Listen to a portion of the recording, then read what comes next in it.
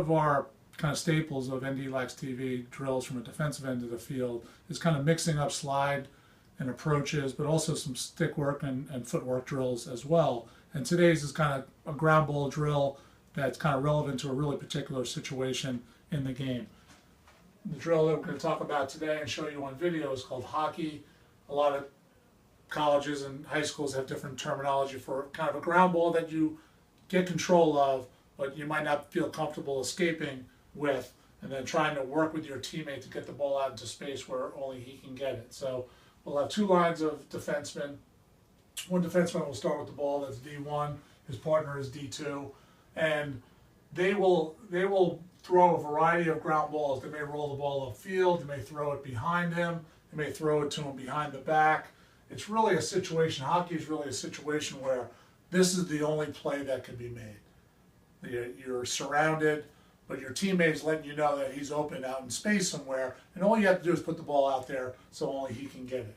So you'll see it on the video. They'll roll the ball back and forth, and they'll move him back and forth up the field, sideline to sideline, all the way up. So they'll each get 7 to 10 ground ball reps, none of which are going to be the same each time. Some might get rolled to him. This guy might throw it more upfield where he has to sprint and then escape.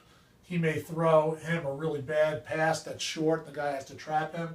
So you're working on a variety of ground balls that aren't predictable. It's not like the ball is being thrown right to the head of your stick and it's not a perfect pass. So let's go see the coaching points. Again, reinforcing how tough it is to scoop a difficult ground ball. Not all ground balls are going to be rolled to you like in a conventional or traditional line drill. So let's try to create some scenarios where you're getting a less than perfect ground ball or your teammate's not able to deliver a pass to you. Second, we're going to work on escaping from those ground balls and also practice the language that we use. Hockey is the term that we use. We may say hockey left or hockey right, and that'll let your teammate know who's surrounded, how I can get that ball out into space so my teammate can corral it.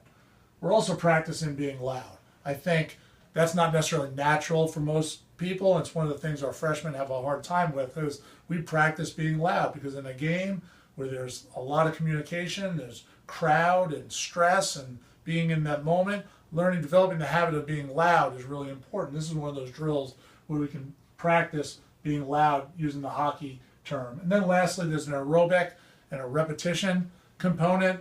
We only have so much space, we only have so much time, so we're trying to get as much out of every single drill. And I think this drill is a great example of communication, repetition, aerobic, and a real game situation. I hope you enjoy it. We appreciate your support. Thanks for following Notre Dame, and go Irish.